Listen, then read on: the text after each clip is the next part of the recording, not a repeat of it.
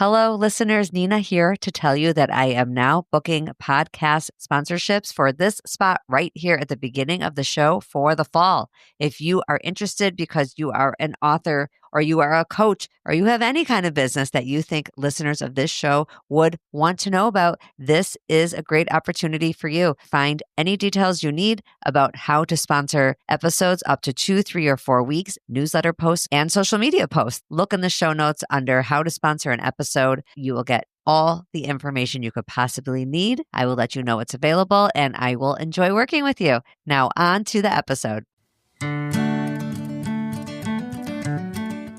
Welcome to Dear Nina, conversations about friendship. This is an episode I've been so excited to share with you. It is my live episode from Highland Park, Illinois, that I did 2 weeks ago with my assistant producer, friend, and just wonderful partner in many ways for lots of things I do at Dear Nina, Rebekah Jacobs. She has been on other episodes with me, and when it was time to figure out who I wanted to be with me in the live episode, I had no question that I wanted to be with Rebekah. Both of us are from the area. I'm from Highland Park. She spent a lot of her childhood in Northbrook and her adolescence. And we both had old friends there, new friends. We had family there, and we had, as I say in the episode, I hope also people who did not know us. There were 120 people in that room. You will hear their laughter, their applause. You will feel the energy, I think. It really is a different kind of episode.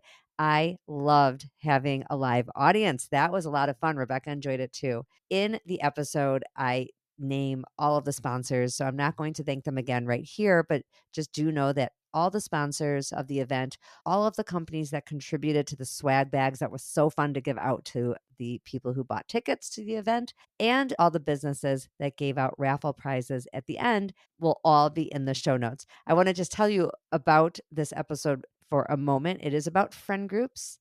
It is about the hurt and the pain that can come with not having a group, about the relief sometimes that comes with getting out of a group that isn't working for you. On the invitation, when I invited people to this event on social media and through email and all kinds of other marketing, the title was From the Cafeteria to the Mahj Table, Friend Group Challenges Through the Ages. And I really think that spoke to people.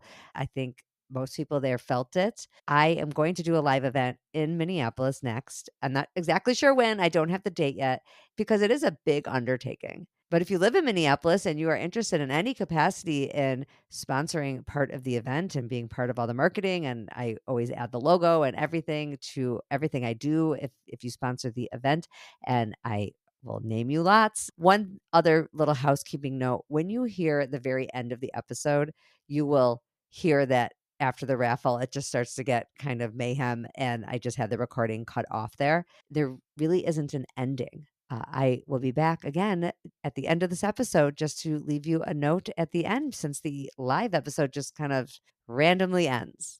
And before we get to the live episode, I want to remind you to stay in touch with me. My newsletter is at dearnina.substack.com. My Instagram and TikTok accounts, where I am pretty active, are at Dear Nina Friendship. And you can join my Facebook page, which is really turning into a nice community. You can find that on Facebook at Dear Nina, the group. Here we are, going back in time to Chicago 2 weeks ago. I really hope you enjoy it as much as I did. Welcome to Dear Nina, conversations about friendship. I am your host, Nina Badzin. With me is Rebekah Jacobs. Please look out and see your family and friends. I will tell you more about Rebekah soon, but I wanted to tell you that on your chair, you had a postcard with ways to stay in touch, follow on Instagram, get my newsletter, and also there is a blank note card, and you have a pen in your bag that my sister-in-law Toby designed, and you can write any questions you have. I cannot tell you that we're going to answer them today, because we probably aren't, but they will be used in future episodes. And I just wanted to tell you a brief moment that I've been writing about friendship for 11 years, and I am not a therapist, I am not a social worker, and I don't call myself a friendship expert, but I started as a friendship enthusiast. I'm a writer, and writers land on a beat. I've written about all kinds of things. I've written about every Jewish holiday that you can imagine. I've written about so many parenting things. And eventually through a very long story that you can hear on an episode that I will put in my show notes, which I'll explain in a second. It is the story of how I ended up on this friendship beat. But that's where I've been since 2014, writing an advice column. And I still do the classic advice column stuff in the newsletter. And Rebekah's my assistant producer, by the way, but I'll be telling you that too. We, I'd say once every 6 weeks, answer questions. That's why it's called Dear Nina. It came from an advice column. So that's what we're up to some of the time, and I interview a lot of guests. I know some of you are listeners, and some of you have, not only have you never heard of the podcast, you don't even listen to podcasts, which is totally fine. Maybe you will after this. Each week, I do a different, very small issue of friendship. And if you can believe that I have been writing about friendship for 11 years and have not run out of material. Because friendship's complicated, right? There's ups and downs, and friendship groups in particular bring out all the feelings. They really do. You want in one. You want out of one. You want your kid in one. You want your kid out of one. You want in the group chat. You're like, get me out of this group chat.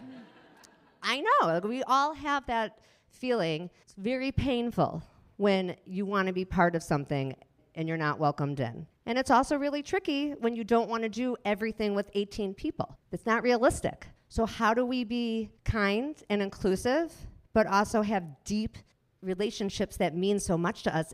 It is quite impossible to do all of that. So sometimes we do have to make things smaller, and I don't have a perfect answer of how you can do that without hurting feelings. I wish I did. I don't. But we are going to address some questions that address all of that. I'm going to first, before we even go on, do the most important thing, was thank our amazing sponsors. We have, let's do a quick round of applause first. Twisted Alchemy, represented in the corner at the bar and downstairs at the bar. They had amazing cold pressed juices that were mixed with our next sponsor, Inspiro Tequila. Thank you to Inspiro Tequila. They made those drinks extra special.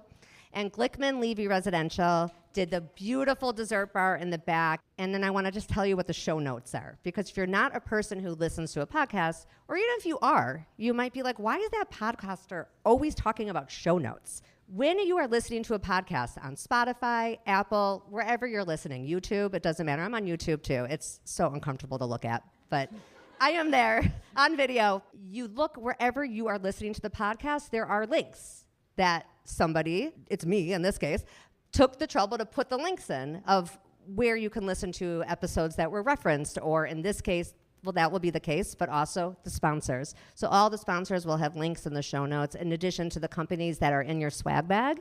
And thank you to my sister-in-law, Toby, who filled every one of those swag bags at her house in Highland Park, because I don't live here, and Rebekah doesn't live here. So she received all the items, stuffed all the items, and brought them all here, and did a beautiful job with my husband, Brian, who met me here a couple days ago from Minneapolis to be my helper. So that's Brian. He's been on the episode. Last intro before we turn it over to Rebekah.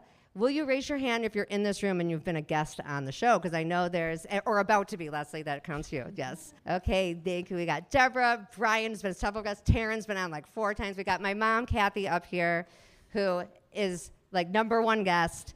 Quoted all the time. Mom, will you stand up for a second and just wave? That's Kathy. And did I miss anybody else, a guest? I don't think Leslie Randolph will be on soon, and I've been on Leslie's.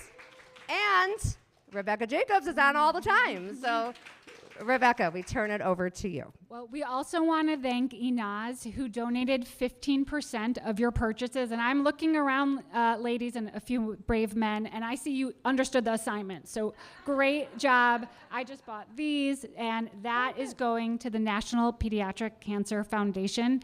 And that's a very important charity and cause for Nina's family. And so thank you to everyone here who really did that. And so we so appreciate it. And there's many special guests. This room is just filled with people we love, and we're going to thank you at the end. The woman of the hour. It is so nice for us to be in our hometown. And many of you are familiar with this incredible woman, and now I can say my dear friend, Nina Badson. Nina is the host of Dear Nina, Conversations About Friendship, a top 1% charted podcast. Her friendship work has been recently featured on NPR. She's been in the Chicago Tribune, the Washington Post, The Guardian, Time Magazine, and elsewhere. And what looks like overnight success is actually years and years of hard work. As a mom of 4, alongside Brian, so shout out to Brian as well. And she's helped so many people with her direct and sensible approach to friendship. I know because I see these letters from women and men who are just grateful for your no-nonsense but empathetic approach. Oh, thanks, Rebekah. If you can believe, Rebekah, this is only the second time we've ever met in person. That's true. For real. We are very close friends. And it is another good example, not the topic of this episode, but a topic of another episode, of having a long-distance friendship and a friendship that started online. Rebekah was really a listener. We know a ridiculous amount of people in common. We did not know each other growing up. We just both happened to grow up in different suburbs here. But Rebekah wrote me lots of different emails with ideas and so many ideas. And I said, finally, after a couple of years, I'm like, can I just hire you to be part of the team?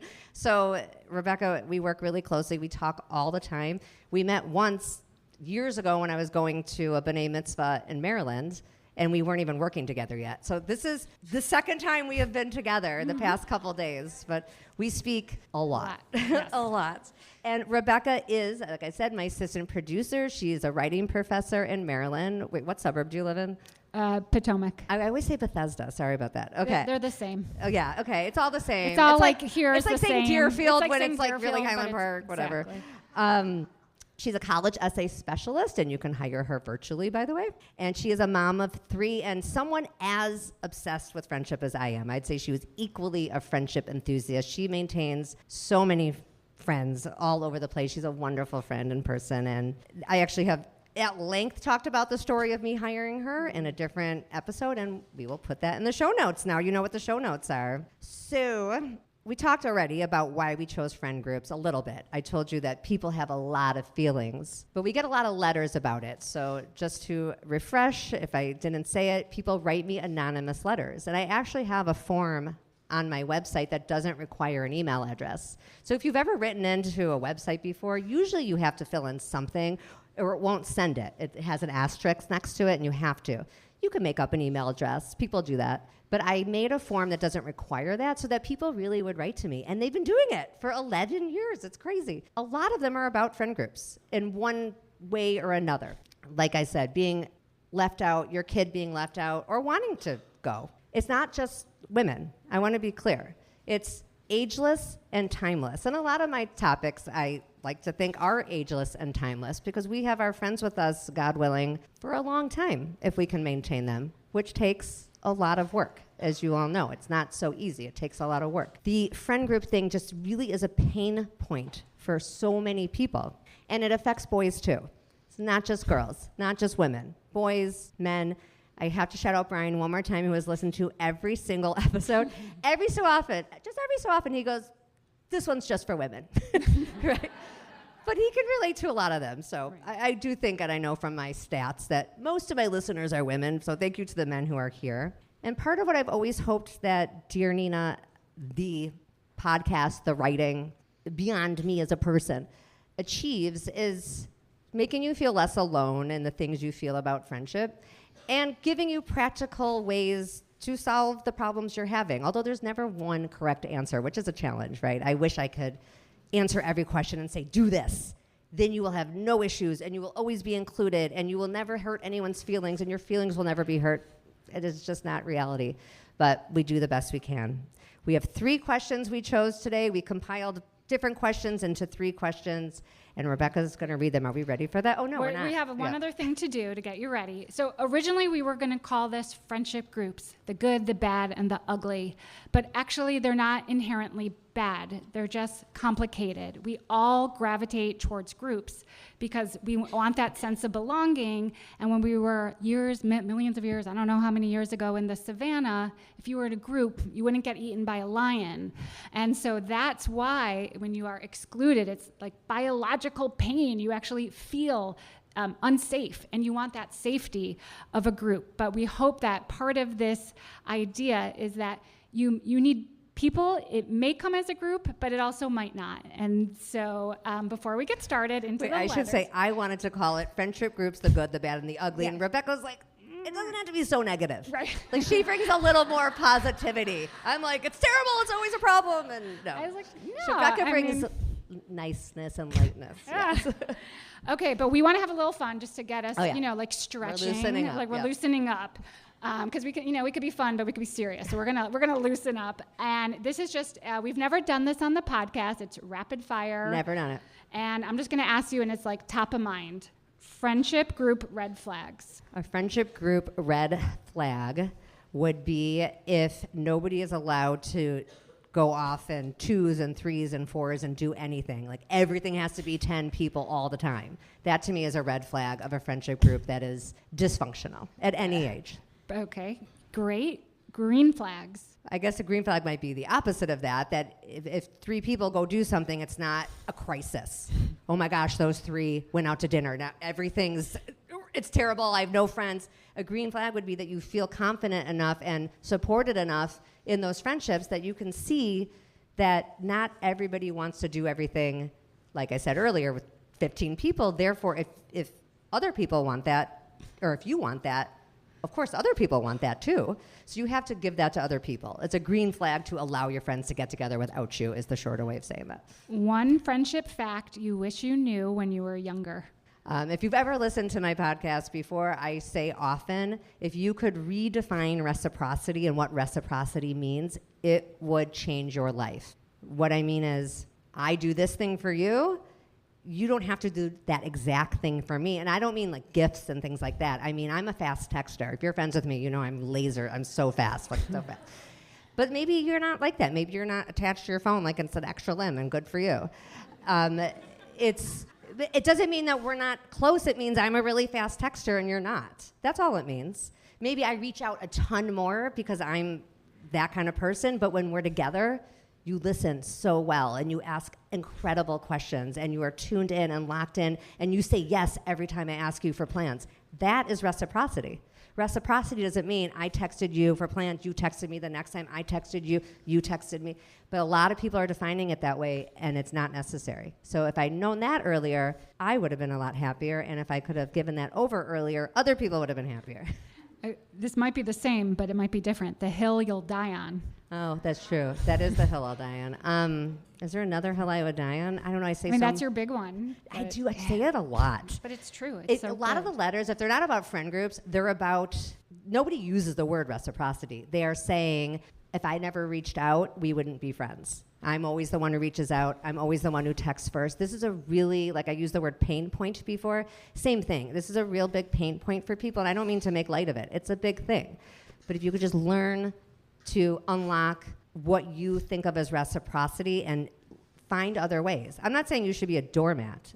That's a different thing. But I'll link an episode in the show notes where I really hammer that for 30 minutes straight. Last 2, best friend group on TV. So I'm not going to say this is the most functional friend group, but the friend group I grew up with, and a lot of people here, 90210, I mean, so dysfunctional. But those are my people. What do you have one for that?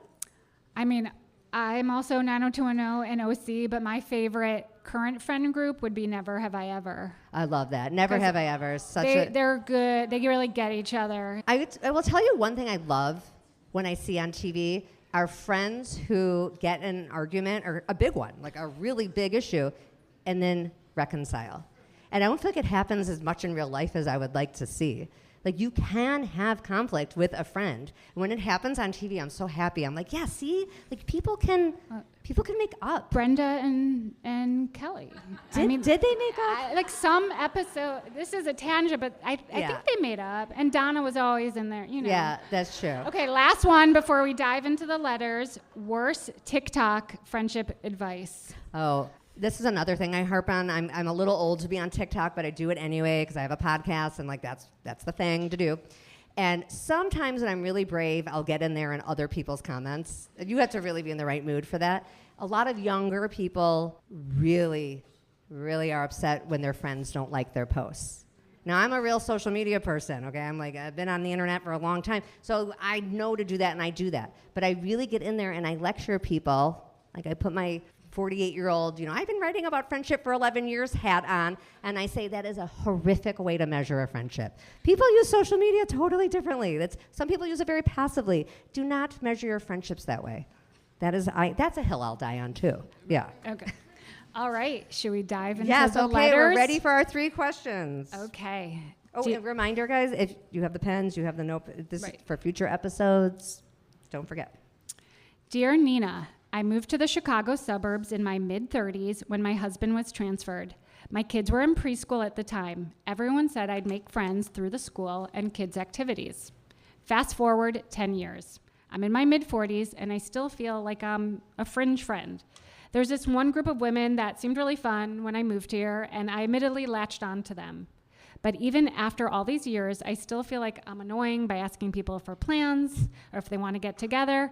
I'm included in the stuff on the big group text, but I always feel like there's things happening that I don't know about. I just feel like this junior high mean girls and bullies never go away. Nina, does it ever end?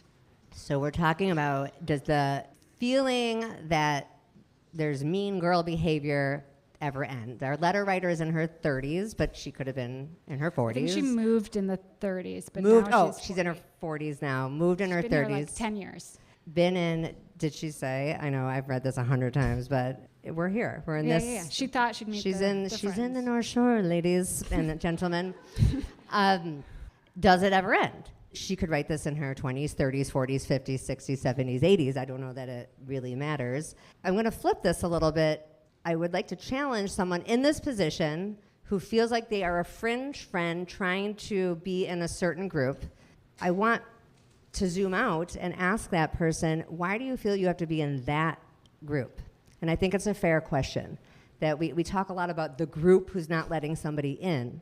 But I think there is some individual agency and responsibility that you have to take for asking yourself, why is this one particular group so important to you?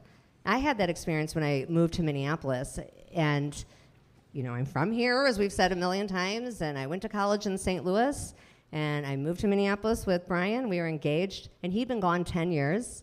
It was the first time that I really had to really try hard to make friends, because part of how we make friends a lot is you're in the vicinity with people. I grew up in the same house forever that my mom just sold last year.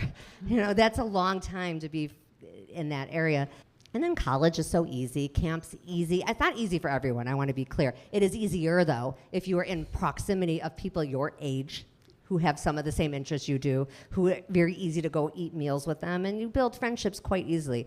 It takes around 200 hours with somebody to make a close connection. Well, if you live on the same hall, or you live down the street, or you work together even, those hours add up really, really, really quickly. Well, once you're now living with your fiance, I was going to grad school at the time, people were a little bit, I first had to take some classes, people were younger, I had to take some English classes. I just wasn't with people I was gonna naturally be friends with.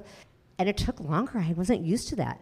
But in hindsight, I can see now that I was trying to be friends with certain people. And if I had known earlier, okay, back up, hold on, why are you trying so hard? If it's that much work, there's a lot of people out there who are looking for friends, and you might be barking up the wrong tree, and it sounds a little insensitive, but I feel like I can say it because I was that person. And I almost wish someone had said to me back then, we're talking the year 2000, why these women? There's a whole city out here. Do other things, join other things. You can be friends with other people. I had a similar experience. My husband was in the Navy, and we moved to Maryland. I'm from Northbrook, so shout out to you Northbrook people. I moved in my 30s. I had no friends. My family's here. I had 2 kids under 2, and I was desperate for friends. I knew I needed friends. I really took matters into my own hands, Nina, because I switched preschools 3 times. So that sounds like I see the moms being like, oh my God, like, what about, I was like, this is your school. And then I wasn't meeting people. And then I'm like, oh, here's your new school. And then again, and I wasn't trying to find a group. I just wanted a friend. Mm-hmm. And I'm like, oh, here's where you go when you're 4. You don't go, that was your 3-year-old school. So, and I have to say, it worked. And I did meet people, but it was God bless my husband, who's like, oh, what? I'm like, you don't even do the forms. Don't worry about it. I'll do all the forms. Those are the people, again, I wasn't looking for a group, just one person, and then met another person that I've raised my kids alongside with, because if you live in a city, like this person moved here, you have to depend on your friends, and so you have to find a connection. So I would say if you're feeling like a fringe friend and it's been 10 years, that's not a great feeling. Right, I think you said it. You might be barking up the wrong tree or whatever I had a guest back, I think it was episode 65. Her name's Dr. Lisa Damore. She's wonderful. Some of you might know her work. She's great. She said in that episode, something I quote a lot, and she's quoting other research, that you really only need 2 to 3 close friends to feel a sense of belonging, to feel happy. You don't need a group. TV and social media would make us feel otherwise. The brunches and the trip. You don't actually need a group. I'm not saying there isn't safety, security, just an ease of having a group, and then you know what you're doing on the weekend, and you know a lot of things about your life, whether you're a kid or an adult. I acknowledge it makes it easier. But I think we have to get away from the idea that you have to have a group. Right. You really don't. And another thing about Dr. Lisa that I love, she's a clinical psychologist. She had an episode maybe 6 months ago. So it was episode 156. And it was called, How Do I can't remember the exact title, but it was something it was from the point of view of a 14-year-old who wrote into her from this other point of view. It was almost like the writer was writing from the other point of view of this letter. So just to review the letter for a second, somebody is feeling like a fringe friend and trying to get into a group. Well, the letter was from the other point of view, somebody who's in the group and sort of feels like, and it was a younger person, 14 years old, the person writing is like, there's this person who sits with us at lunch. We like her, but we don't want to hurt her feelings. It was actually an empathetic letter. We know that she doesn't have a lot of other friends, and we really like her, but it's the chemistry. Well, they must not really like her. They like her enough for lunch. She's not a mean girl. She's a nice girl. But they don't want to have her do everything with them on the weekend. And she said, we're very careful. We don't talk about our weekend plans. Like, this wasn't a jerk of a kid, okay? This person was totally aware that it would be cruel to talk about our weekend plans at lunch. And the letter writer says, we don't do that. We're very careful. How do we, as the group, gently let her know that lunch is fine, but we're not, there's another group text going on. And Dr. Lisa actually said it would be very cruel to have her sit somewhere else for lunch. And Lisa is very sensitive, and she works with teenagers. She said, but you actually don't need to include her in all your weekend plans. That's why this friend group stuff is tricky. If you're on the other end of it, you do get to have some agency in who you're friends with. And if there isn't chemistry and you're not getting the message, like our letter writer here, it's been 10 years. But if you're a kid, it's a little harder. So if you're a parent in that situation, you may need to help. You may need to help interpret the messages of, my kid has someone to sit with at lunch, but they're always home on the weekend. And then what? And Leslie, we talked about this a lot on your episode. Leslie Randolph has a wonderful podcast that I will put in the show notes, and I was on her episode, and we talked about school might not be the number one place that this kid is making friends. What else is this kid into? Can we get this kid into other things? Can we introduce this kid to other things? Is there a faith community that maybe as a family you've never considered before, but now we're in this situation? Now we got to look for other things. Leslie brought up Girl Scouts. I loved that idea. I remember that. I can't believe I remember that. Well, I know it can be so tricky. Sometimes you do want 20 people, but sometimes you really do want 3. And I know you talk about, in defense of exclusivity, but it's not, it's really actually intimacy. Sometimes you want things to be intimate and small, and I know when I go to a large dinner, I'm just really facing the person next to me because I can't hear anymore these days, so I can't be in a loud, crowded restaurant. And sometimes I want a friend just to go out with me, and sometimes you want it to be big, but it can't always be 14 people, but you also are trying not to be cruel. Exactly. So, and Kathy has good. I'm sorry. Oh, that's right. We have some advice from Kathy. I'll link Dr. Lisa's episode because It was it's a good one. the kid one I know touches, me too. I mean, it touches a lot of sensitive points, and I want to focus mostly on adults here. So you'll hear her episode, and it was great. But I did quote my mom, Kathy Sackheim, who I quote often. I only gave her this letter because we're not going to quote her every letter. But she said, and I quote directly, "Your letter writer needs to look for new friends." Kathy just says it like it is. I try to, but it takes me longer to get there. If she has specific interests, she should join those groups and look for women who share her interests, perhaps a church sisterhood. It's so funny you said church. Like, that's interesting. Perhaps a church sisterhood would be a good place to start. If religion is not an interest, then a charity group might work for her. And that's often stuff I would advise too. It's time, now we're talking about the adult. We're away from the kid example. It's time to lean into your interests and join other things. This is not the group for you. There's nothing wrong with this group necessarily. It's not the group for you. Right. The chemistry is not there. And time to move on. Great. And I love, Kathy, you just, nailed it in one line that we just keep talking about. Okay, this is letter number 2. Dear Nina, I'm in my 50s, an empty nester, and I never put all that much work and thought into friendship, to be honest. I feel like between work, raising athletic kids who kept us very busy with their travel sports, and my big extended family, I really didn't notice that I wasn't building deep friendships. Now that things are a bit quieter, no weekend tournaments, I'm feeling maybe it's lonely. For the first time in a long time, I could see why it would be nice and maybe a little easier to have a friend group and always have something to do with people or start to make plans with.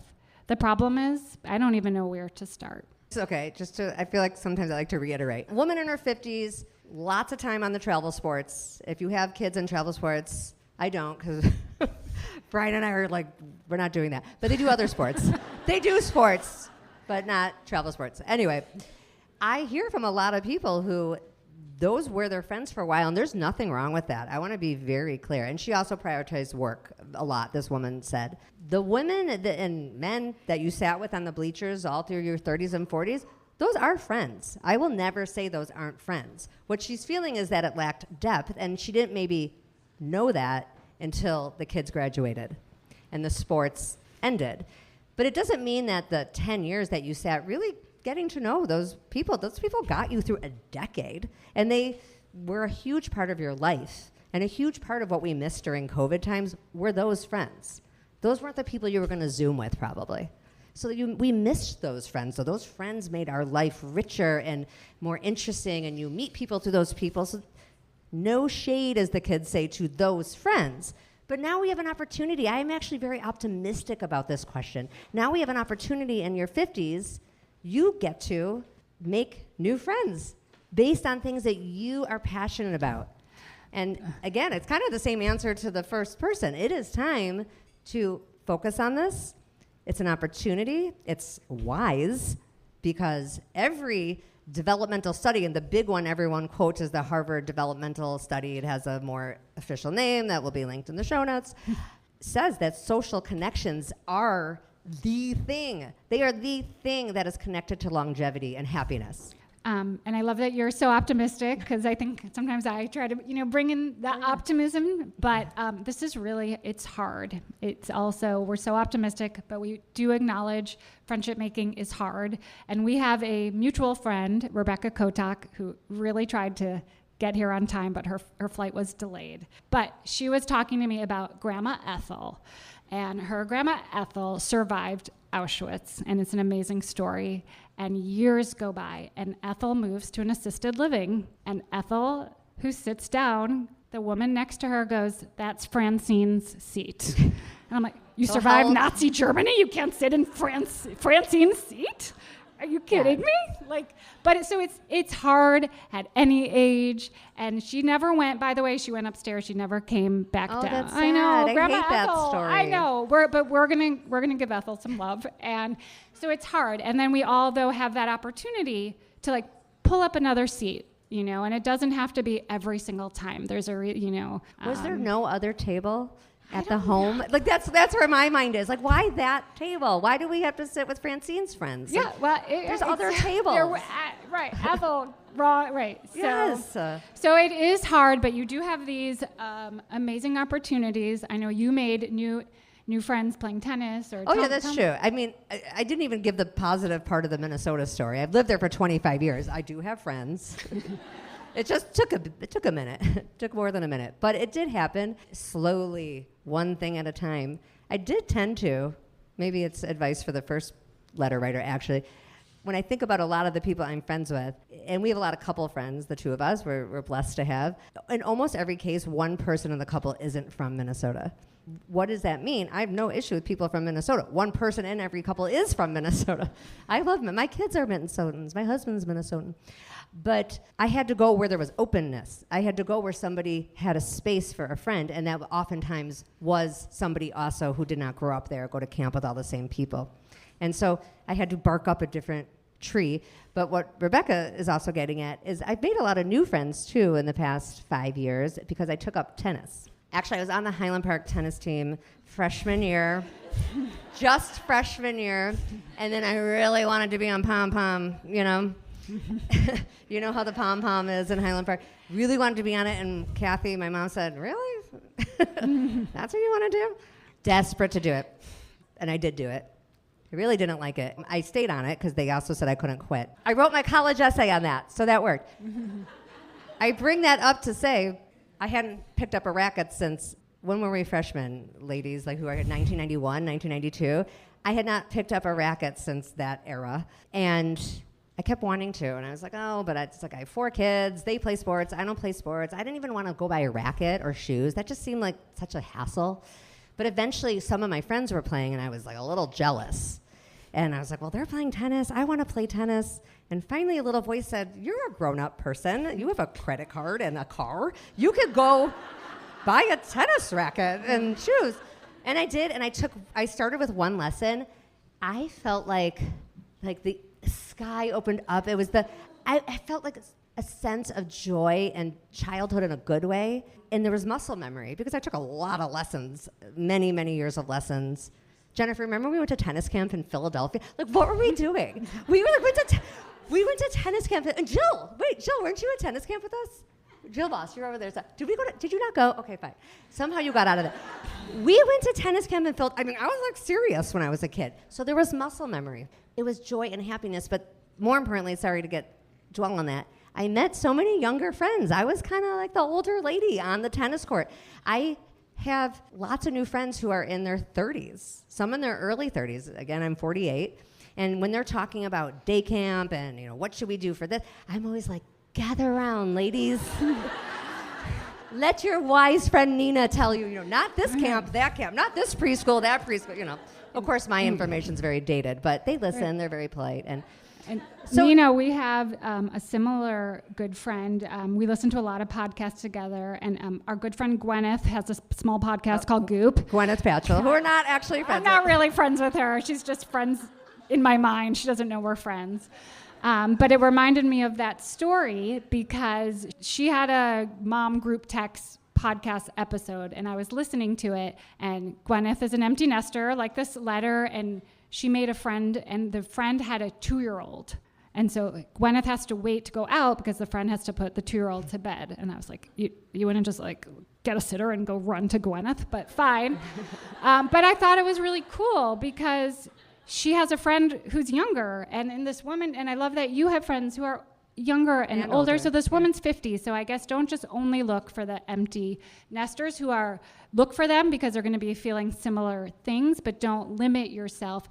An old school OG best friend, Donna, one of her best friends is 86. I'm not kidding. Donna's my age. And Jane tells her about Tinder for seniors. And it's a thing. And they're really truly, they have a really great friendship. And I love that. Actually, that's a good plug for next week's episode, once I edit it, is about intergenerational friendships. And Linda, I know I should have interviewed for that. My friend Linda is over here, her daughter Deborah here. They came from Minneapolis, and I consider us friends. We play Mahj together. I value our friendship so much, and I'm going to talk to you for the newsletter. Okay, we'll deal with that later. Don't forget. Help me remember that. Okay, remembering. And it is being brave. It's taking that first step. It's getting out of your comfort zone. You had an episode 155 where this girl, Lisa, was like, I'm done with New Jersey. And she packed up her stuff and went to Austin. And she had single. She's single, 32, yep. And she met a friend at the post office. My sister told me she met a friend because she was on the phone, and the girl goes, I liked your conversation. I'm not kidding. And they became friends. So you just have to be open. At TJ Maxx, that's right. Oh, that's good. The most important thing there, though, you cannot meet someone at the post office and just say hi. Right. Or I like your shirt. Something has to happen next. There always has to be a next step. It's so, so, so important. You got to ask for a number. It never stops being awkward. You have to follow up with that number, right? You have to, as we talked about before, reciprocity. Some people are just really not good at using that number or reaching out. So you might have to do it if you're the one in need again and again. And when we both moved to our cities, we were the ones in need. So we had to be the ones to reach out, which took a little while to figure out. But once we did, Deborah, you're a young friend too. I just realized that. I have friends of all ages, but I didn't always. I think I used to be much more narrow on what it meant to have a friend. It can be different ages if you're thinking about your interests, not your age, not your stage, but your interests when you're an adult. I lived in Europe for a little bit of time, and they have piazzas, they have squares, and their cities are designed to meet and talk, and we just don't have that here. So you have to find your inner piazza. And I heard this other random fact that women in the 1890s got bicycles, and that's when they were able to start dating, like not the guy next door. So you could bike to Buffalo Grove from Northbrook or something. It was the first dating app. But we are women, and some, the few men here, we can get on our bicycles. Like, the world is so open to us. It's such an incredible thing to find a yoga club. There's a scream club in Chicago at 7 p.m. Like so screaming? You just say scream. I bet there's a lot of moms. I mean, that's my house at 7 p.m. I don't need to join a club for that. But if you like that, I think I'll end on this one with another former guest, Gretchen Rubin. She wrote The Happiness Project. I've been a big fan of hers a long time. She has a lot of mottos that she goes by. One of her mottos is Be Gretchen, which I love. Like, know yourself. If you're not someone who ever wants to play tennis, then don't do that. That's not going to be a place you're going to make friends. So Be Gretchen is a big motto, and I try to think about that. Be Nina, be Rebekah. But she has another motto, which is accept myself, but expect more from myself. You gotta push yourself a little bit. So maybe it's not tennis, but maybe it's something else that you're a little bit interested in, but you're a little nervous because you're going alone. That's where you go a little bit beyond be yourself, but expect more of yourself. Yes. Push yourself a little bit. Right. You have to, and then we'll switch. You have to know yourself. My mom, Vicky, is here. And shout out to Vicky. Shout out to Vicky. And she will befriend the barista at Starbucks, and I could come home, and they'll be in my house. And she'll invite them to our kid's bar mitzvah or something. And I'm like, okay, Mom. And I just won't do that. I'm a mobile order. I just want to go in. I don't want to, I'm friendly, but in a different way. And so again, that's how Vicky is going to meet her random friends, but she also has her OG friends here. They're 70 plus years. And so you have to know yourself and push yourself. A little bit. We did save the hardest question for last. We did. That's a hard one. I'm not looking forward to it. Oh. Okay. Dear Nina, I was so excited to hear the topic of your podcast. My daughter is in middle school and feels stuck in her friend group, but doesn't know how to shift to a different one. I give her the typical mom advice. Simply text someone in a different friend group and ask her for plans. Go to Starbucks, go to Old Orchard, go to a mall. And she looks at me like I'm an alien. Apparently it's not allowed to hang out with other groups unless it's one-on-one or your very old family friends. Wouldn't it be amazing if I could tell her to renounce these arbitrary rules? She's not even striving for an elite group. Nina, whatever happened to spreading your wings? Trying new things. Is it even possible anymore?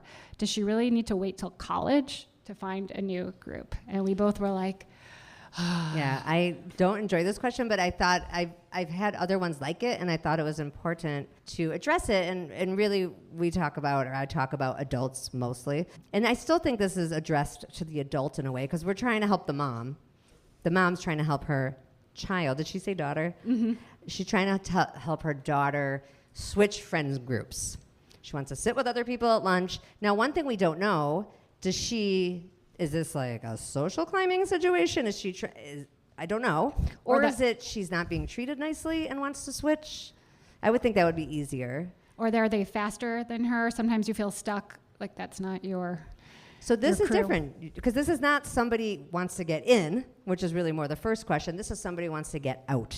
You would think that would be easier, because you're trying to get out. But if you go to a school, if your kid's at a school and it's so touchy, I mean, you don't want to create a whole drama. That kid has to keep going to school there. We struggled with this one because I think, like the person who wrote the letter, my feeling is also just get up and sit somewhere else. I just know it's not that simple. And just survey nods of heads. I'm curious, does that feel like a thing that's true in schools? Like you can't just leave a group and just be like, okay, now I'm friends with you guys? Yeah, okay. For our listeners who are going to listen to it, true. Lots of head nodding happening. Right. You do have to deal with the reality of your kids' school stuff. I don't think we can say to our kids, that's silly. When back in my day, we just knocked on someone's door and we had a new friend. So kind of similar to the first question again, when we talked about how Dr. Lisa Damore had the one where the 14-year-old said we kind of don't want to hang out, but this is the opposite situation. School, lunch might not be where the best socializing happens for this kid. And maybe this kid does need to stay put for a bit. Maybe once a week they go sit with someone else. Maybe that kid once a week does something with a teacher and just gets a break from these kids. Because again, we don't know if this kid's being mistreated or is just trying to get into another group. Those are two different issues. And we talk about really sort of being humbled by what our kids are sharing so that we try to hear what they're saying and maybe just sit alongside of them and try and understand what it was like. It's different, but any Schechter moms here? Where are my Schechter moms? Okay. Yay. So I switched from Schechter to Wood Oaks. Any Wood Oaks moms? I see Amy in the back. Okay. Wait, Wood Oaks is in what suburb for our listeners? It's in Northbrook, Illinois. I switched in 8th grade, and I'm coming from Schechter. And on the first day, I'm pretty sure I'm in a Minnie Mouse shirt. Okay, just so you could get the image. What year was this? What year is it? 90? Oh, what 2? grade? 92? 1992. There was a period of time in Chicago, I remember this, when like Disney... It wasn't then. I know what you're about to say. Oh. It wasn't like Cody on Peloton with a Disney tat. It was me coming from Salmon Schechter and Camp Vermont in a Mickey shirt. But I know what you're saying. It wasn't. It wasn't. There was like a store downtown we used to go to and buy like, stitched on. It wasn't that fancy store. No, okay. we were TJ Maxx. No. So I walk in, and it's like a sea of girls, and they're in Umbros. I remember, Amy, I remember you. They were so tall. All my friends are 5'1". I was like, I didn't know that people are like this. And they were all in purple Ray-Bans. Obviously, I remember this. North Face, Umbro, and it was like an army of them. And I'm just like, my shirt might have been in Hebrew, Mickey Mouse. Like, I don't even know. And I just was like, and I remember walking in, I really didn't know where to sit. My stomach dropped. I was trying to make it easier to switch to GBN. And the truth is, it would have been hard then. It was hard. It's hard. And again, slowly, one friend at a time, I found people, but I do remember walking in, and it was a legit cafeteria. At that time, I think Schechter was probably a hallway. But this was an actual cafeteria, like Saved by the Bell. It was so hard. Mom, I probably didn't tell you it was hard, but it was really hard. So it's okay. It's fine now. But she has a lot of friends. Don't feel bad. But it is actually training for life, which is always hard. I went to school in the South. It was very different from here. I moved to Los Angeles. I moved to Sicily. I moved to Maryland. If you're someone who's had this experience, it's just an opportunity. You get better. It does not get less hard to walk into a room. My outfit might be a little better now, but that feeling of Wood Oaks can still come, even when I land at O'Hare, you're like, oh God, who am I going to see? It is a life skill. If you've never, ever are challenged to have to make new friends and meet new people, when will you learn it? So if you don't have to do it when you're younger, you will have to do it later, and you get better at it. It's like I said earlier, it's always a little awkward. You always have to do a brave new step. Rebekah said something I really like to push a lot, which is never to look for a group. I really feel like people should not be looking for a group. You're looking for a friend, and then maybe 2 friends, and then maybe 3 friends, and then maybe that's enough. A friend, not a group. And a group might form over time, but I wish this girl who wrote in, or the mom, would tell her daughter or help her to see that school might be the place where she sits at that lunch table, and kind of like we've been saying, because it's repetitive, but it's the answer for every single one. Joining other things, finding things outside of school where you can feel really confident, enjoy yourself. You might not make a friend there at first, but you might have fun. You might learn something new and like it. Taryn and I, when Taryn was doing our beautiful makeup, she goes, friendship takes time. It's not revolutionary, but it's so true. So I'm like, you're in middle school. Like it takes time. We have to build, and we want it, I think, so instantly. And with social media, it almost just feels like it should be so fast, but it's really showing up time and time again. And it's these little moments that build a lifelong friendship or a seasonal friendship. As parents, we can't force our kids to be friends with someone at some point. I lose my ability to do that as a parent, but I do have an ability as a parent to be inclusive myself. I could drive the kid who lives 30 minutes away and not complain about it, because otherwise he can't come.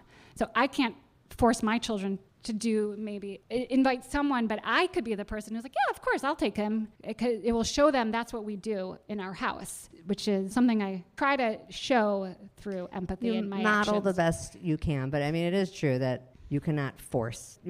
People get to choose who they're friends with. Right. I mean, adults and kids. It's uncomfortable. Can I add one more Taryn thing? Yeah. Sorry, I don't even know where you are, but she's like, I'm gonna give her the works cited, and you all can bring it. I'm gonna not use the word floater anymore. I'm gonna use multi-grouper. Oh wait, is this Taryn? Taryn, where are you? I don't know. Oh, okay. Hi, So I just love that, because like the idea of floating, you're a little like not tethered, but if you're a multi-grouper, you're just in a lot of groups, which is actually the best thing, because it means you just have this ability to like be in different areas, which is like the best thing ever. So I want to encourage this girl to be a multi-grouper, but I think she's going to say, you don't know what right. It's not possible. The kids may say that. Maybe at school they can't be a multi-grouper, but we got to get this kid to do other things. Yeah. And Brian and I say all the time, not to put all your eggs in one basket. I mean, it's a very common expression, but we use it a lot.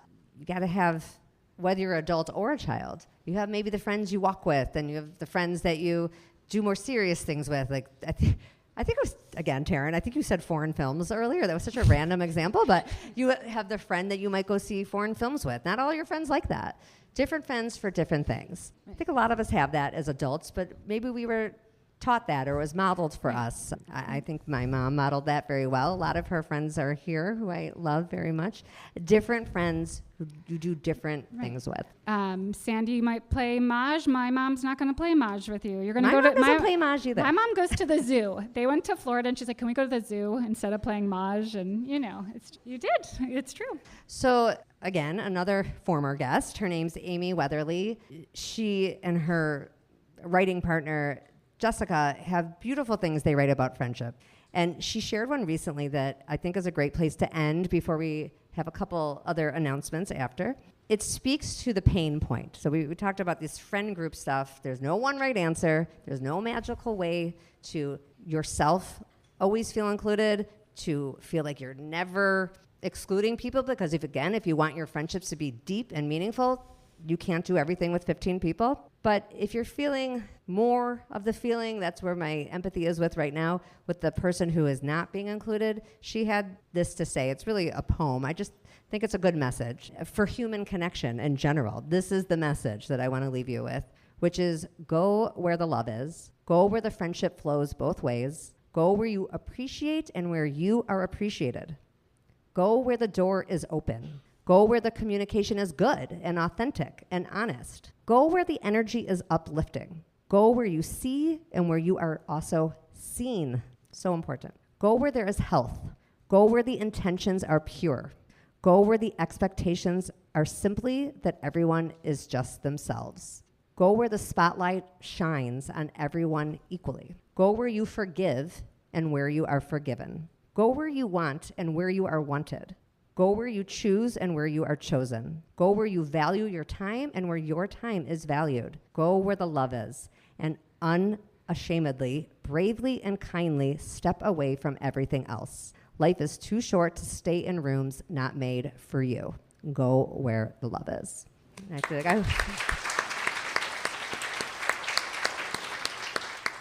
I hope that rings true. And now for a little fun. yeah. Well, even more fun. Oh, we have to thank Amy and Dara. Oh, yes, we I do. want Amy and Dara to please. They're back there. Amy and Dara back there. Amy and Dara, I've never met before today. Amy is an old friend of Rebekah's from Wood Oaks. She eventually, got over the Mickey Mouse thing and let Rebekah hang with her. But Amy and Dara helped plan this event because we don't live here. So thank you to Amy and Dara. Doing a beautiful, beautiful job.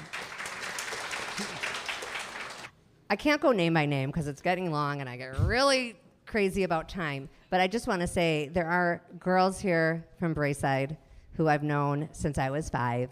There are girls here from Edgewood. There are girls here from Chippewa, Ranch Camp for Girls, CRC, whatever. I can sing all the songs. There are girls here from WashU who I don't always get to see when I come into Chicago, and I really appreciate you being here. There are people from the Dear Founder Network community who I really just met recently and mostly online, who have really shown up. A lot of you are here, and I'm so appreciative. And my family, my mom, who I wouldn't, the whole friendship thing is always based on the lessons I learned from my mom and her wonderful friends who are here. And my sister and my niece, Lindsay, thank you for being here. And I can't name everybody, but I love that some of my friends here, and they brought their moms. Thank you so much. We got Scott and Toby and Brian, and I know I'm missing people. So family, new family, old family. Oh, same. My mom, my sister, her old friends, my Schechter friends, my GBN friends, my Wood Oaks friends, my study abroad friends, my UT friends. I love you guys so much. And hopefully some new listeners who had don't know either of us. That would be great too. We want to be your friends. And family. Oh my God, there's other family. I got Fern and Brooke and Tracy. There's so many people, and I know I miss people. It's very dangerous to do that. You really shouldn't name people at events. It's a terrible thing to do. Don't do that, because now I'm stressed. Don't ever do that. You could edit it in. That's true. I might edit it in later, so apologize. We have to thank, we don't have to, we are so excited to thank everybody who contributed to the swag bag. And I'm just going to name them, and then we have a happy surprise after. Thank you to Aesthetic Medicine, Glickman Levy Residential, Workflows with Rana, P-Volve Workout Studio, Lane 2, Ross's, which I was still calling Ross Discount till 2 minutes ago. We don't say that, I guess. It's Ross's. Okay. Thank you to Ross's. That happens when you leave in 1999. Kittles Sports, Roots, Mahj Martin Photography, Oh Happy Day Confections. Did you see those cookies with the Dear Nina logo? It's so cute. And Inaz, who is also wonderfully, like Rebekah said, donated 15% to National Pediatric Foundation, also put stuff in the bags. And now we have a raffle. There's 7 prizes. If you could reach under your chair, this is my most Oprah and Gail moment. You get a car. You get a car. There are 7 of you who have a piece of paper under your chair. If you have it, wave it in the air. Okay, we've got a woman over there. Who else? Hold it up high. This is the only time I'll be like Oprah or Gail. Someone back there. Okay, come on up, because Nina's gonna describe our prizes. Oh, God, yay! Okay. Should we have them line up? Okay, if you won, you have to come up. Please come up here. Okay. You line up over here. I love it. It won't be on video. So. Oh, we have another prize winner. Do we have our? Should they get in line? Is it like if you're number 1, you get to go pick? We just give it to them. Hold on, I've got notes. If you got this far in the live episode, thank you for listening to the whole thing. I hope you felt the energy. It was really cool to be part of a live episode. Like I said, I hope to do it in Minneapolis and one other place. Haven't decided all the details yet, but stay in touch on my newsletter at dearnina.substack.com. I have a Facebook group, Dear Nina, the group. and Instagram and TikTok at Dear Nina Friendship. One thing I forgot to say in the live episode, I can't believe I forgot to say this. I say it every single week in every single episode. I think I was just overwhelmed by the excitement of it all, the raffles, the prizes, making sure I read all the people who so generously donated the prizes. I forgot to say, come back next week when our friendships are going well. We are happier all around.